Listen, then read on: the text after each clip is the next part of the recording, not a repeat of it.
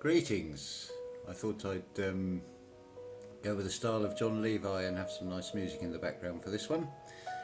Now, I'm sure you are all familiar with this triangular section and then pillars or columns underneath in so much architectural style. I'm going to suggest that that is a reference to the depictions of the Ark, this Noah's Ark that is always shown in the really early drawings that Martin on Flat Earth British has shown on various presentations. The top of the Ark is always this shape, and I'm wondering if this is actually a reference to the four pillars of Earth. Now, it's very interesting what you can find out, and I've been looking at things for quite a number of years, almost by accident, and with family history, for example, it's always intuition led, and it was followed up with a paper trail. And when I say a paper trail, I'm talking about looking at, as much as I can, original documents or digital images of original documents.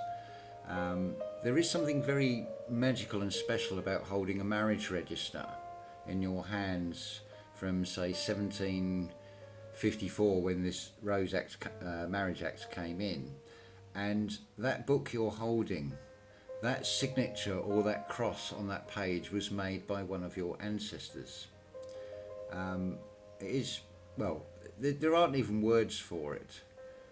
Anyway, I just wanted to go through a few recent photos and sort of talk about things in generally. So I'm just going to go back to the first one of these. Now, I've actually got these, if I can actually find the first one, I've actually got these in order.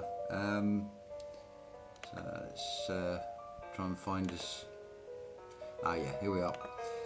So this is one of the churches in Ipswich, and it's a fascinating building, very tall. I can't actually remember the name of it, but it's full of antiquitech. I happen to notice you've got, it probably doesn't show very clear, you've got this ironwork running along the pitch of the roof, and then you have this ball. I'll find a bit, I think the next picture will shows it up. No, it's very similar. Right, the one after that maybe. Well, anyway, there's the tower. It's absolutely stunning, this building. Again, what is the real history of it? Here is this ball. Definitely antiquitech, whether there's parts missing from it. And I've noticed also with a lot of what would be considered Victorian housing, 19th century housing, on the pitches of the roof you have these odd, what look like cast iron finials. Some of them are not as elaborate as this. I will get photos of those at some point as well. There's so much once your eyes are open to looking at this liquefaction and mud fossil evidence, you start noticing little telltale signs about the buildings. I mean, this is a wonderful, fascinating study in itself, looking at the beautiful architecture, and the symmetry of everything is incredible. Now, a point on this from doing family history research, when it comes to looking around old churchyards, for example, you'll notice with some of the very earlier headstones, the lettering is not uniform, it's not machine cut, it is actually hand cut by masons, and often they can't actually fit the name in its entirety on one line and have to drop down a line. It's said that a lot of these masons were illiterate, so they were just copying a piece of paper with the written information on, probably not even knowing what one actual word was, or not, because they couldn't read or write. But they would have maybe, I mean, how long has dyslexia been known about, for example? So we'll just move on through these photos. This is a little bit random. Again, I'm sorry about the shaking. try and keep my hands steady for this. The architecture of this building is wonderful. And again, you can see on the pitch of this porch, you have this ironwork, very uniform, almost like it's machine made. It doesn't look to be the work of a blacksmith by hand. There's too much precision to it. Just going to move this so I can see what I'm doing. Now, now this is a car garage with a wooden structure on top, but on top of this, you've got this bell coat shape, and then this antiquitech on top. That it just doesn't fit the narrative for a start. You could live above in a garage basically.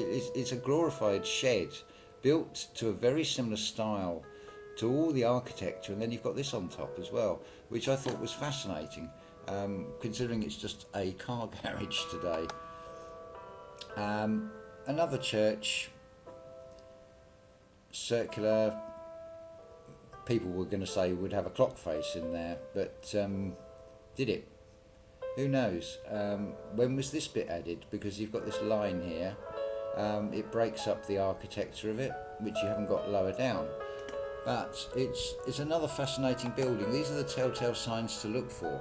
Now, at the lower part of that tower, you have this almost like Apollo sun ray shape design in the raised brick. Now, when you go round to the side of that, on either side of the tower, you have this walkway. Funny enough, notice how they've got the door heights completely different from the ground.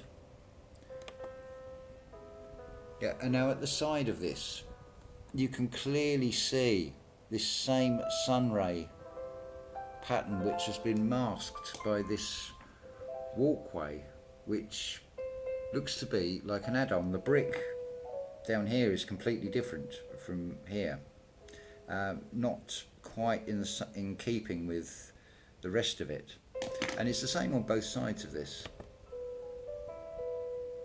And yeah, you've got this strange height in relation to the current ground level. Now, moving back to the town centre, this is a close-up of a dome on top of a shop, and it has got more antiquitech on top here, allegedly a flagpole, but this seems to be oxidised copper possibly. And then we move on. This is a bit, you've got the dome in this corner, and then you have to stand back from, this is a shop in the town centre. You've got this rectangular roof with the sloping sides, and then you've got this ironwork. Again, it's too perfect to be handmade by a blacksmith. It seems to be built to a design and a mould, I would suggest. And on another building, you have this wonderful feature as well. I mean, what is all that about, really? I'm sorry it's not a very clear photo. But it's a lot of expense to go and a lot of trouble for just a piece of art, as it were, to break up a design. Now, this one I thought was very interesting. This is from the park, and you're on slightly higher ground, so you can see what was St Lawrence's Church and St Mary the Tower. You've got the 4 points on this and what look like the cooling devices, those knobbly bits. Same as on this one, but this one has the spire. This, I presume, would have some sort of antiquitech at some point, and then a modern day street light here, which looks rather odd that high up. But obviously these two, what I don't even like to call them churches, these two building towers are much further away. That one clear, but they seem to be about the same height. Another picture of it there. Now, little telltale sign worth seeing.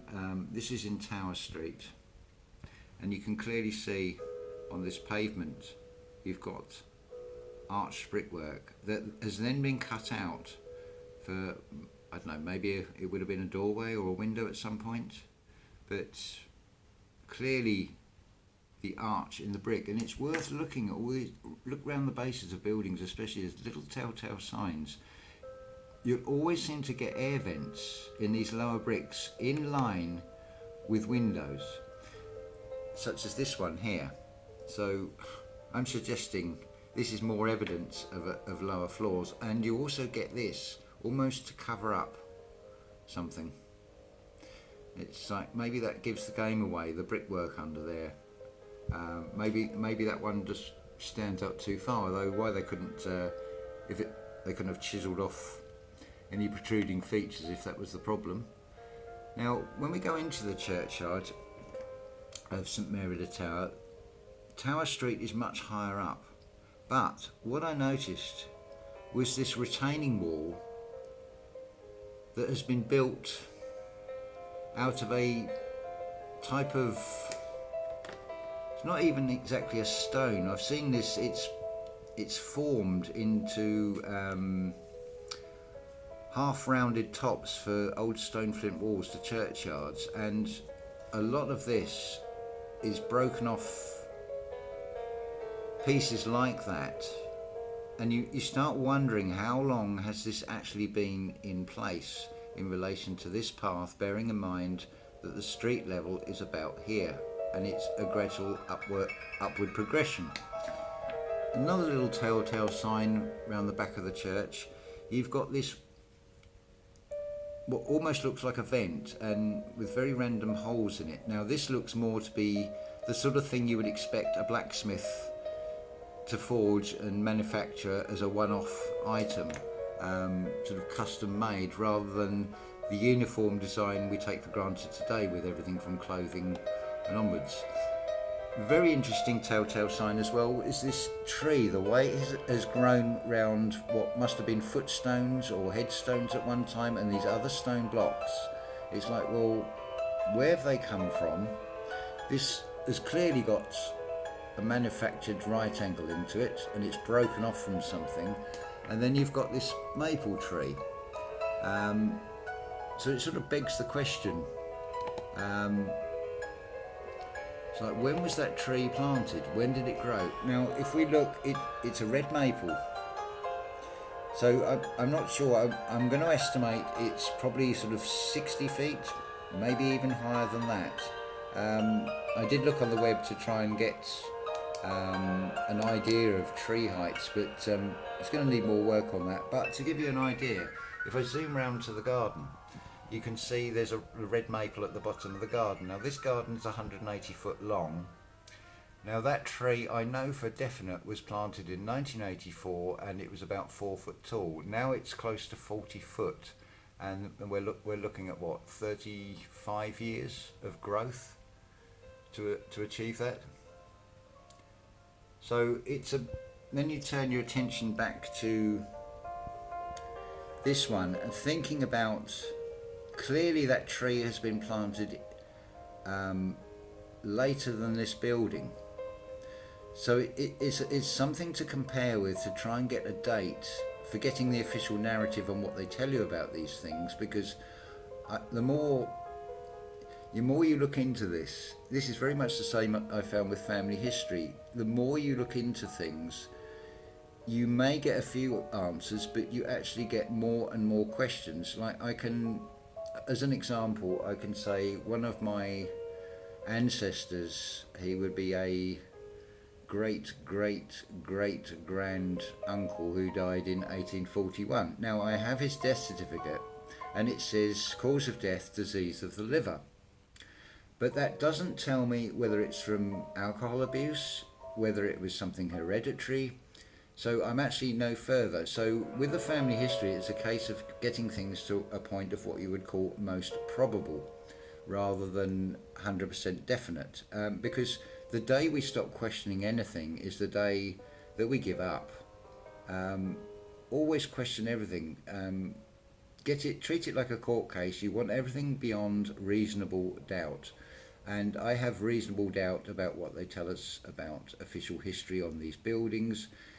purely on the accuracy of this architecture and the fact that it doesn't seem to be replicated today.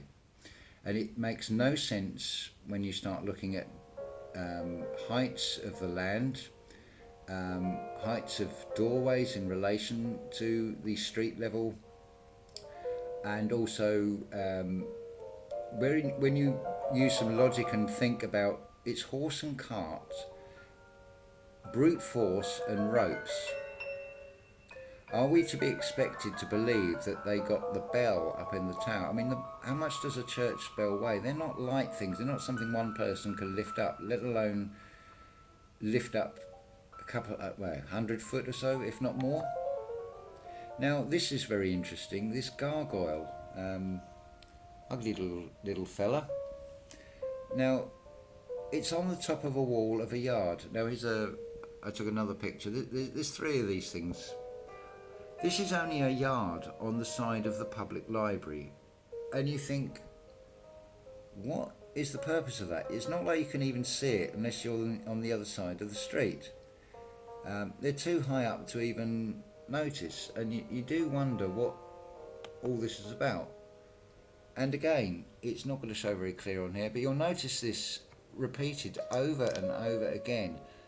All this attention to detail, so high up that you cannot really appreciate it on these old buildings. So yes, I do question the narrative on everything that we are told, because nothing seems to make any sense on the way it's told. And then it's not just that, you get conflicting information within the official narratives of things. I'm going to pan round to the garden. What really is the truth? I mean, that is what we all want to know. It's not. It could be argued that it serves no purpose. Well, it's past, what does it matter? Well, the saying about if we don't learn from the mistakes of the past, we will keep making them. That is an extension of if we keep doing the same thing over and over again, when we're getting the same result. For example, walking through a door frame. You very quickly master to not walk into the door frame itself.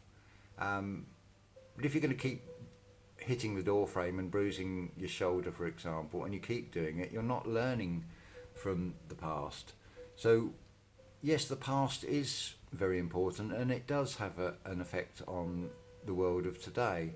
So it's not a case of dwelling on the past, but it is a case of having a look and trying to make sense of it, to give us an indication of which way should we be going now.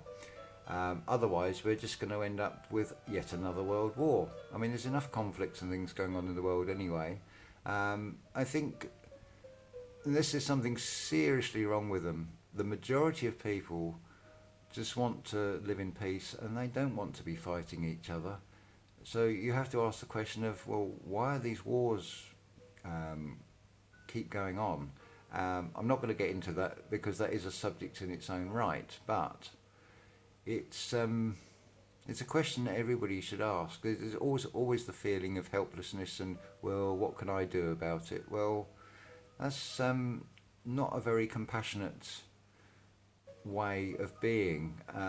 No, you might not actually individually be able to make what would appear to be a significant difference, but it's about leading by example, and there is only one law as far as I can see, and that is natural law, and it is do things in a way that is not going to cause harm to another living being. And when I say a living being, I do mean all of nature. It's not just a plant, it's not just a rock. They have a consciousness level to them, and it's not the same perception as we have. I mean, individually we all have different perceptions on things. This is why you have all these arguments over the shape of the earth, for example, and then a lot of people will lose sight of trying to find the answer and focusing on being right. I have suggested something that combines hollow earth, flat earth, the globe model, and now concave Earth, which actually can be explained and does make sense as one. I will do that on the next video because that again is a separate subject, but I just wanted to use that as an example of perspectives. We see things from all angles, or all angels. This brings in the geometry of things. Anyway, I think that's enough of a ramble. This is just sort of random thoughts really, just putting together, and I also wanted to take this opportunity to say thank you to other people, whether knowingly or unknowingly. It may just be a single word you say or a phrase and it resonates, and it's like, oh, that's an interesting point. Like point of reference, that is a fantastic one. I have done the Dover-Calais ferry crossing, and there is a point where you can't see land in any direction, and it's only a 24-mile crossing, and you look round and you can't see land and you lose your point of reference. So what about point of reference with time? If our history is all fake, we have no point of reference to go on, which then leads to further questions and further questions. And it is a worthwhile exercise, not where it takes over your life, but it is definitely something to ponder and to think about, I think. And there is something to be gained from it. Anyway, I'll leave that there, and I wish you all a wonderful day, and I hope you have as beautiful weather as it is here today on this 3rd day of September 2019, so they say. Thank you.